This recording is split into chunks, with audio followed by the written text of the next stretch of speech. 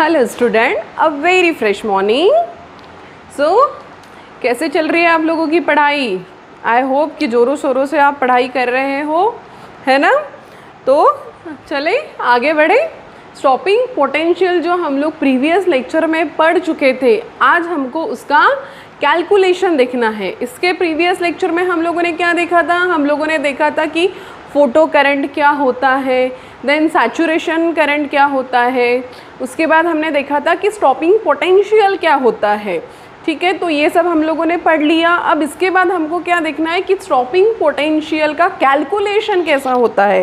Actual में stopping potential जो है वो होता क्या है, हमको वो देखना है। ठीक है, इसके पहले हम लोगों ने बहुत बड़ा डायग्रामेटिक रिप्रेजेंटेशन देखा था। अब मैं एकदम शॉर्ट में ड्रॉ करती हूँ और आपको समझाती हूँ कि स्टॉपिंग पोटेंशियल एक्चुअल में होता क्या है। ठीक है स्टूडेंट, तो मैंने यहाँ पे ऑलरेडी हेडिंग लगा दिया है कि how to calculate a stopping potential. How to calculate a stopping potential. देखो बच्चों कि आपको किसी बुक्स में ऐसा भी दिखेगा कि स्टॉपिंग पोटेंशियल को V0 से डिनोट किया है या VS से भी डिनोट किया है। ठीक है, तो दोनों सही है, दोनों में कुछ भी गलत नहीं है। कहीं पे VS होगा, कहीं पे VO होगा। ठीक है, तो अब देखते हैं कि स्टॉपिंग पोटेंशियल का कैलकुलेशन क्या होता है। हमने देखा था कि हमारे पास दो प्लेट्स थी। ठीक है, एक प्लेट को हमने कहा था कैथोड, दूसरी जो प्लेट थी उसको हमने कहा था एनोड। ठीक है, पहले हमने एनोड पे पॉजिटिव चार्ज लगाया था, कैथोड पे निगेटिव चार्ज था। फिर हमने क्या किया था कि एनोड पे निगेटिव चार्ज लगाया था। ठीक है, अब स्टूडेंट ये देखो कि ये जो कैथोड है यहाँ से इलेक्ट्रॉन्स निकल रहे हैं और इलेक्ट्रॉन्स कहाँ ट्रैवल हो रहे हैं? एनोड में। इलेक्ट्रॉन्स कहाँ ट्रैवल हो रहे हैं? एनोड में जा रहे हैं। ठीक है, अब हमने देखा कि यहाँ पे तो ऑलरेडी निगेटिव चार्ज था, लेकिन जब एनोड पे हमने निगेटिव चार्ज लगाया था, जब हमने एनोड पे निगेटिव चार्ज लगाया था, तो जो इलेक्ट्रॉन्स एनोड की तरफ जा रहे थे वो रिपेल हो रहे थे। वो क्या हो रहे थे बच्चों?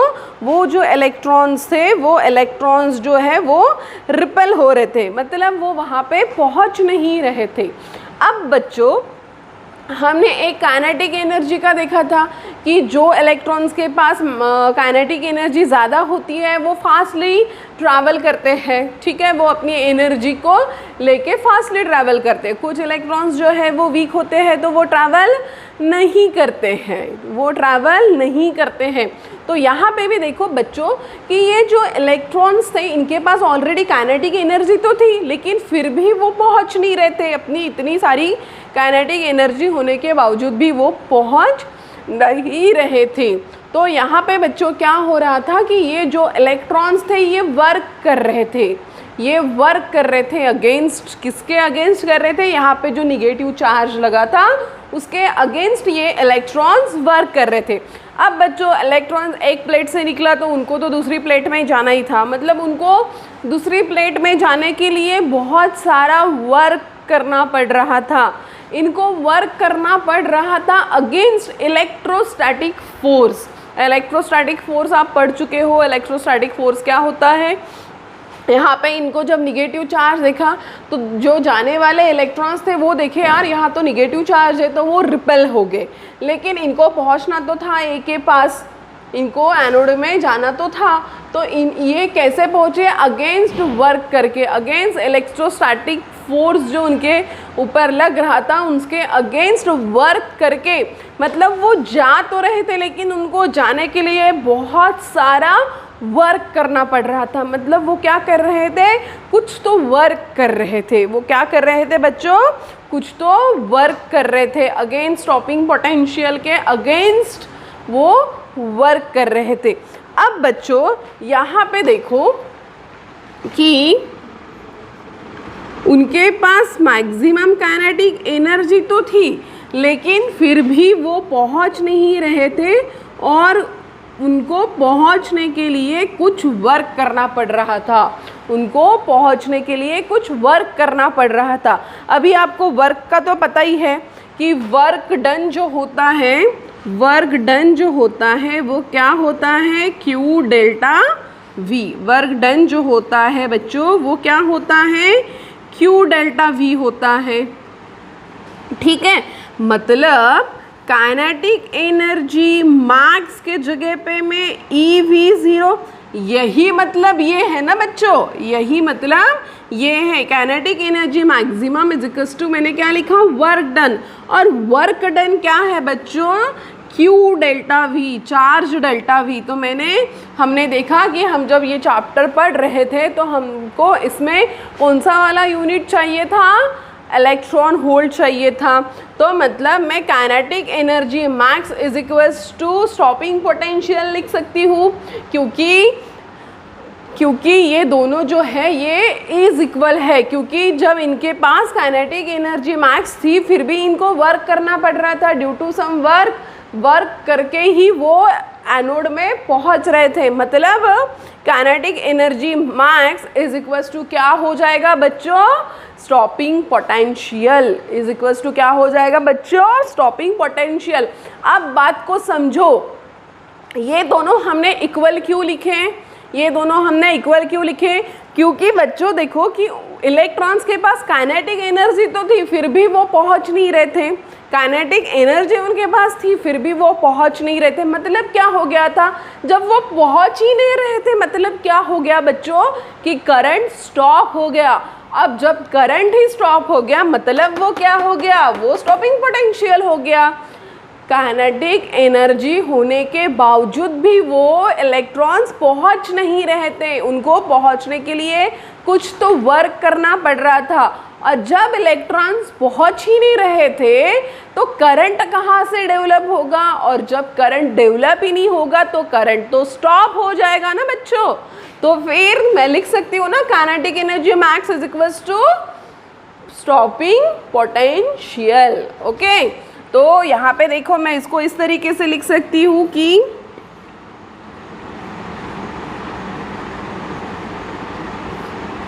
इस तरीके से मैं इसको लिख सकती हूँ, kinetic energy stopping potential is equal to kinetic energy max divided by E। अब बच्चों आपके पास एक फॉर्मूला है कि kinetic energy max is equals to E minus of phi. ये तो हम कब का देख रहे हैं कि energy minus of work function, energy minus of work function. अब बच्चों काइनेटिक एनर्जी मैक्स जो था, काइनेटिक एनर्जी मैक्स जो था वही अपना क्या था, EV0 था, EV0 था। मतलब बच्चों यहाँ पे हम इस तरीके से लिख सकते हैं, यहाँ पे हम इस तरीके से लिख सकते हैं कि V0 is equals to E minus of phi divided by E।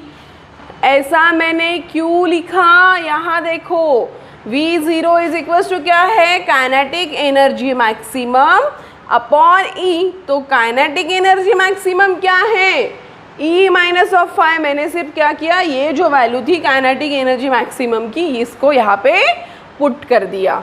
अब बच्चों इसको हम ऐसे भी लिख सकते हैं, divided by E minus of phi divided by E। अब E क्या है, E है h म्यू, ये तो हमको कब का पता है। तो V0 is equals to h mu divided by E minus of work function divided by E। अब बच्चों h म्यू क्या है, म्यू है C divided by lambda. Mu क्या है बच्चों, C डिवाइडेड बाय लैम्बडा। मतलब यहाँ पे HC E divided by lambda minus of phi divided by E, minus of phi divided by E। मतलब स्टॉपिंग पोटेंशियल का फॉर्मूला क्या हो गया बच्चों, HCE divided by lambda minus of phi divided by E, minus of phi divided by E। मतलब student आपको एक चीज़ समझ में आ गई कि kinetic energy maximum is equals to ही हमारा क्या है, kinetic energy maximum is equals to ही हमारा क्या है बच्चों, इज इक्वल्स टू ही हमारा जो काइनेटिक एनर्जी मैक्सिमम का फॉर्मूला था वही इज इक्वल्स टू हमारा स्टॉपिंग पोटेंशियल का फॉर्मूला है। मतलब बच्चों आपको एक चीज़ समझ में आ गई, अगर आपको कहीं पे भी स्टॉपिंग पोटेंशियल कैलकुलेट करने के लिए कहा गया है तो उसको एक्स्ट्रा कैलकुलेट करने की ज़रूरत नहीं है, क्योंकि आपने देखा कि स्टॉपिंग पोटेंशियल का भी फॉर्मूला वही निकल के आया जो काइनेटिक एनर्जी मैक्सिमम का था। मतलब बच्चों अगर आपको पूछा है कि काइनेटिक एनर्जी मैक्स भी निकालो और स्टॉपिंग पोटेंशियल भी निकालो, मतलब दो डबल निकालने की ज़रूरत नहीं है। अगर आप काइनेटिक एनर्जी मैक्स निकाल लेते हो तो वही आपका क्या हो जाएगा बच्चों, स्टॉपिंग पोटेंशियल हो जाएगा। वही आपका क्या हो जाएगा बच्चों, स्टॉपिंग पोटेंशियल हो जाएगा। तो अभी हमको क्या ड्रॉ करना है, अभी हमको ग्राफ ड्रॉ करना है।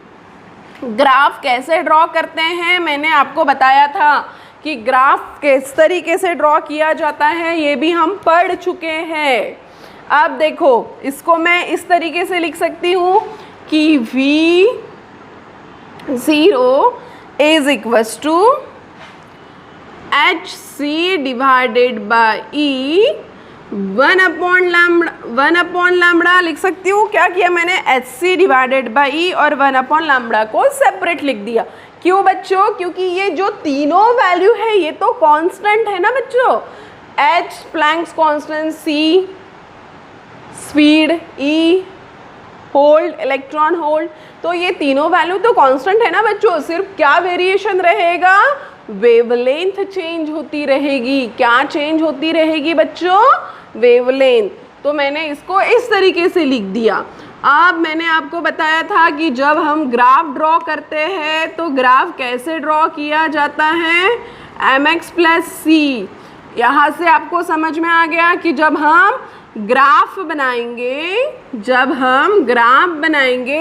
तो y पे क्या रहेगा बच्चों, स्टॉपिंग पोटेंशियल।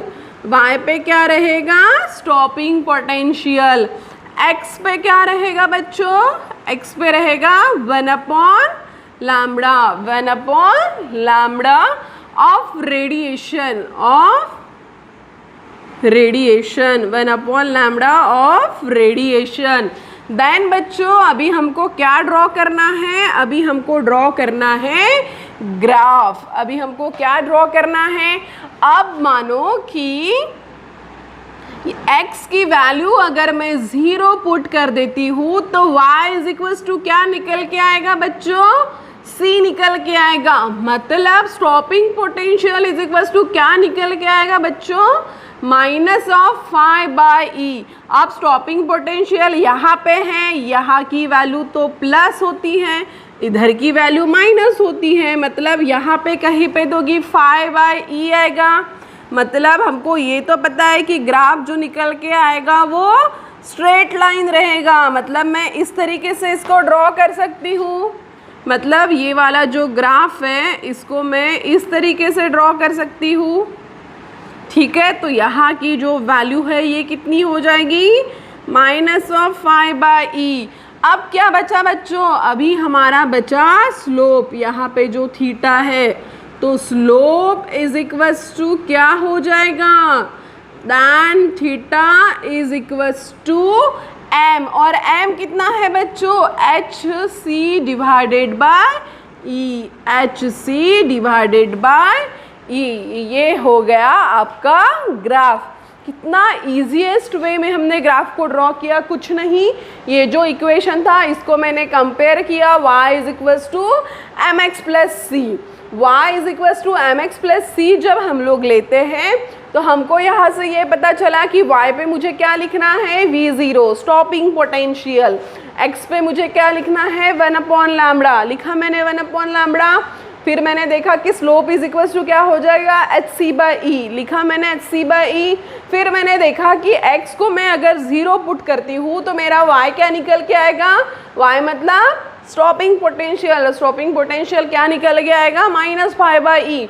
और माइनस वैल्यू तो इधर रहती है, तो ग्राफ हमारा स्ट्रेट लाइन आ जाएगा। तो इस तरीके से आपको क्या ड्रॉ करना है बच्चों, इस तरीके से आपको ड्रॉ करना है ग्राफ को ड्रॉ करना है। मतलब आपको एक चीज़ समझ में आ गई कि जितने भी ग्राफ है वो किस तरीके से ड्रॉ करना है। बस आपको क्या करना है, जो भी ग्राफ पूछा उसको y = mx + c से कंपेयर कर लो, और जब कंपेयर कर लोगे तो आपको ऑटोमेटिकली सब चीज़ें समझ में आ जाएगी। आपको ऑटोमेटिकली सब चीज़ें समझ में आ जाएगी।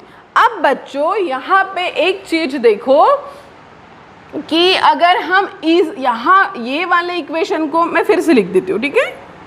V0 = hc / e λ -phi/e। अब बच्चों ये इक्वेशन से आपको क्या समझ में आ गया कि ये यहाँ की जो वैल्यूज़ है, यहाँ की जो वैल्यूज़ है ये और ये तो कांस्टेंट है। मतलब बच्चों सिर्फ जो स्टॉपिंग पोटेंशियल है वो किसके ऊपर डिपेंड करता है, वेवलेंथ और work function phi and lambda and phi। Stopping potential is depend, ऐसा लिख देती हूँ, ठीक है। Stopping potential is depend on V0 is depends on wavelength and phi। Stopping potential किस पे डिपेंड है बच्चों, वेवलेंथ और phi पे डिपेंड है, वेवलेंथ और phi पे डिपेंड है।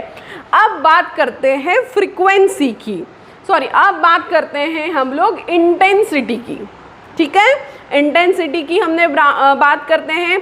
इंटेंसिटी में हमने एक चीज़ देखी थी कि photo current is directly proportional to intensity. एक ग्राफ भी हमने देखा था, इस तरीके का ग्राफ मैंने आपको ड्रॉ करके दिया था कि यहाँ पे इंटेंसिटी I है और यहाँ पे फोटो करंट I है। तो हमने देखा था कि intensity is directly proportional to the current. Intensity is directly proportional to the current. मतलब इंटेंसिटी जैसी बढ़ेगी बच्चों करंट भी बढ़ेगा। मतलब अगर हम इंटेंसिटी की बात करते हैं, on increasing intensity then electrons is increases, photon is also increases. मतलब मैंने सेटअप लगाया था, मैंने देखा बताया था आपको कि 0 से 100 तक हम अगर इंटेंसिटी को बढ़ाते हैं तो नंबर ऑफ फोटॉन्स बढ़ जाएंगे, और अगर नंबर ऑफ फोटॉन्स बढ़ जाएंगे बच्चों तो नंबर ऑफ इलेक्ट्रॉन्स भी बढ़ जाएंगे। नंबर ऑफ इलेक्ट्रॉन्स बढ़ेंगे ना, अगर नंबर ऑफ फोटॉन बढ़ रहे हैं बच्चों तो नंबर ऑफ इलेक्ट्रॉन्स भी बढ़ेंगे। और अगर नंबर ऑफ इलेक्ट्रॉन्स भी बढ़ते हैं तो क्या एनर्जी बढ़ेगी? नहीं, एनर्जी तो हर एक इलेक्ट्रॉन्स की कांस्टेंट है। एनर्जी जो है वो हर एक इलेक्ट्रॉन की जो एनर्जी है वो कांस्टेंट है। मतलब still the energy of electrons is same. Electrons की जो एनर्जी रहेगी वो कैसी रहेगी बच्चों? वो सेम रहेगी। मतलब मैं यहाँ ऐसा लिखूँ कि ऑन इंक्रीजिंग, चलो मैं लिख देती हूँ, on increasing intensity, on increasing intensity of, on increasing intensity the number of photon increases, also number of electrons is increases, but energy E still same, energy still same. Energy क्या हो जाएगी बच्चों? Energy जो है वो same ही रहेंगी। मतलब बच्चों स्टॉपिंग पोटेंशियल पे उसका कोई भी इफेक्ट होगा क्या? नहीं। मतलब जो स्टॉपिंग पोटेंशियल है रिमेन अनअफेक्टेड। मतलब बच्चों हेंस स्टॉपिंग पोटेंशियल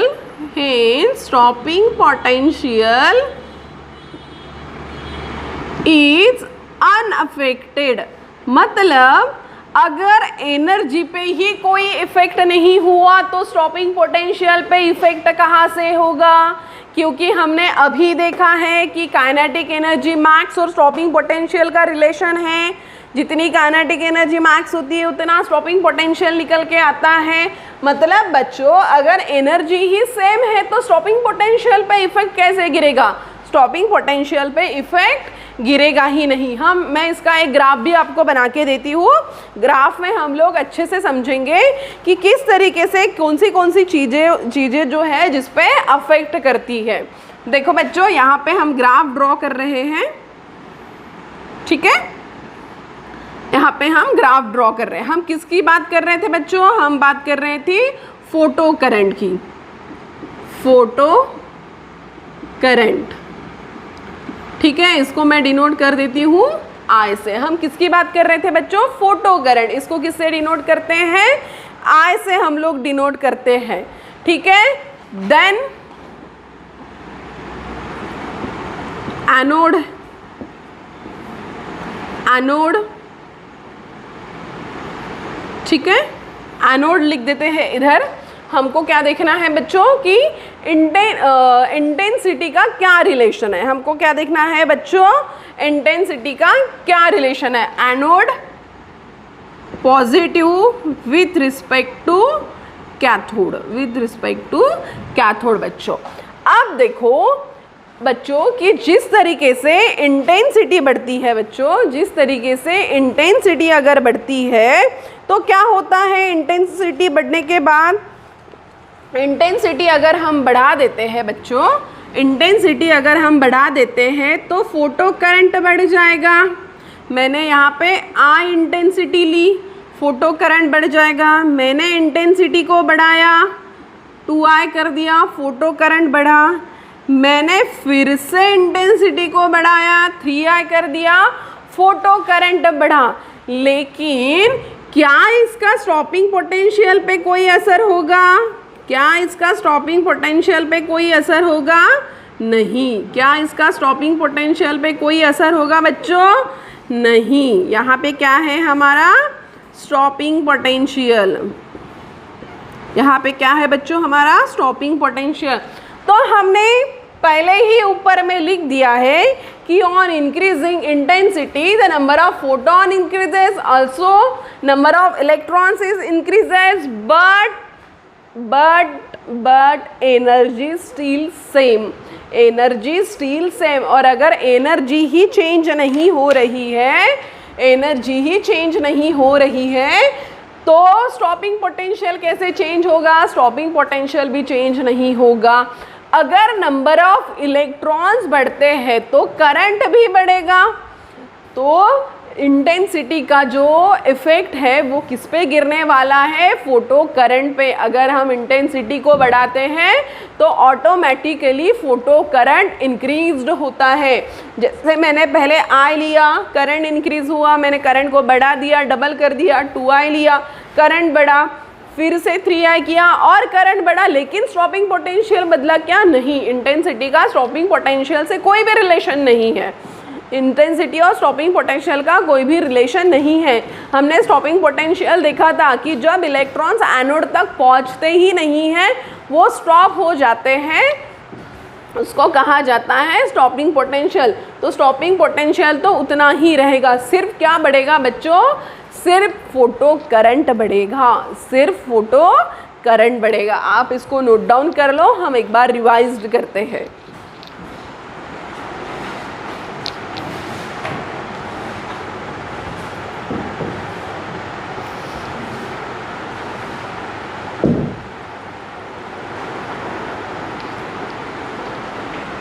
हाँ तो स्टूडेंट चलो देखें फिर एक बार। स्टॉपिंग पोटेंशियल को हमने लिखा था कि how to calculate a stopping potential. Stopping potential किस तरह का कैलकुलेशन है कि हमने देखा कि जो कैथोड्स जो थे, हमारी जो इमिटर प्लेट थी, वहाँ से जो इलेक्ट्रॉन्स ट्रैवल हो रहे थे कलेक्टर प्लेट में, अगर उनके पास एनर्जी ही नहीं है तो एनर्जी के अगेंस्ट वर्क करके वो क्या करेंगे? वो एनोड की तरफ जाने के लिए ट्राई करेंगे। तो kinetic energy max is equal to क्या लिखा, वर्क डन, और वर्क डन क्या होता है, Q डेल्टा V, मतलब kinetic energy max is equal to हम लोगों ने क्या लिखा, EV0 that is stopping potential. अगर काइनेटिक एनर्जी ही नहीं बढ़ी तो स्टॉपिंग पोटेंशियल भी नहीं बढ़ेगा, स्टॉपिंग पोटेंशियल भी उतना ही रहेगा, मतलब दोनों इक्वल है, मतलब दोनों इक्वल है। Then V0 is equal to kinetic energy max divided by E। Kinetic energy max का हमारे पास रिलेशन है कि E माइनस ऑफ फाई, फिर V0 is equal to kinetic energy max V0 जो हमने लिखा था यहाँ पे काइनेटिक एनर्जी मैक्स का वैल्यू मैंने लिख दिया कि E माइनस ऑफ फाई मतलब E by E minus phi by E is equal to H mu लिखा, और mu is equal to C by lambda लिखा। अभी मुझे ग्राफ ड्रॉ करना है तो मैंने ये इक्वेशन को y is equal to mx plus C से कंपेयर कर दिया। जब y is equal to mx plus C से कंपेयर करते हैं तो यही पता चल गया कि y पे क्या लिखना है, स्टॉपिंग पोटेंशियल, x पे क्या लिखना है 1 बाय लैम्बडा, और स्लोप क्या है hc बाई ई, और y इज इक्वल टू क्या निकालना है 5 बाई ई। तो stopping potential is equal to क्या है -5 बाई ई, -5 बाई ई यहाँ पे आएगा। हमको पता है ग्राफ स्ट्रेट लाइन है, स्लोप क्या निकल के आएगा, tan theta is equal to hc by E.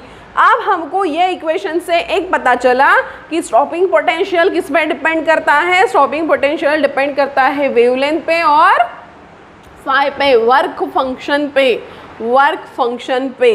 Then on increasing intensity the number of photon, अगर हम इंटेंसिटी का रिलेशन पकड़ते हैं तो इंटेंसिटी बढ़ाने से सिर्फ नंबर ऑफ फोटॉन्स बढ़ेंगे और नंबर ऑफ इलेक्ट्रॉन्स बढ़ेंगे, उसका एनर्जी पे कोई भी इफेक्ट नहीं होता है। और अगर एनर्जी पे इफेक्ट नहीं होता है तो स्टॉपिंग पोटेंशियल भी नहीं इफेक्ट करेगा, वो भी अनअफेक्टेड रहेगा, उस पर भी किसी भी तरीके का इफेक्ट नहीं गिरने वाला। मतलब अगर हम इंटेंसिटी को बढ़ाते हैं तो सिर्फ करंट बढ़ेगा, फोटो करंट बढ़ेगा, स्टॉपिंग पोटेंशियल चेंज नहीं होगा, स्टॉपिंग पोटेंशियल चेंज नहीं होगा। ठीक है स्टूडेंट, तो यहाँ पे आपको क्लियर हो गया, यहाँ पे अपना स्टॉपिंग पोटेंशियल कंप्लीट हो गया। अभी हमको नेक्स्ट जो पढ़ना है इसी चैप्टर का लास्ट पोर्शन हमको पढ़ना है, that is de Broglie hypothesis.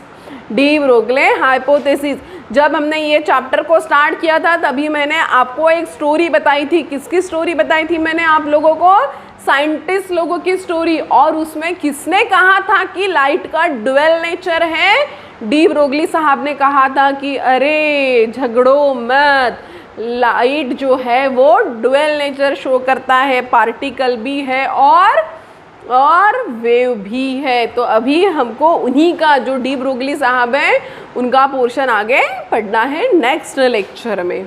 ठीक है बच्चों, तो हम कल फिर से मिलने वाले हैं एक नए से टॉपिक के साथ। चलो बाय।